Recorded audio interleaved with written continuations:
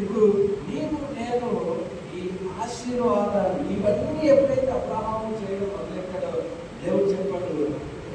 వృద్ధాప్యంలో అబ్రహాము చూస్తే అన్ని విషయాల్లో అబ్రహాము దేవుడు ఎక్కడ ఒకళ్ళ ఈ ఏరియాలో నాకు ఆశీర్వాదం లేదు అని చెప్పడానికి లేదు.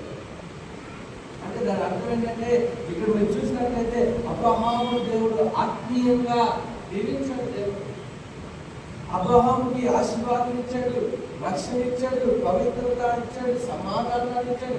ఆత్మ సంబంధమైన ప్రతి ఆశీర్వాదం అబ్రహాము జీవితంలో తన కుటుంబానికి దేవుడు ఇచ్చాడు.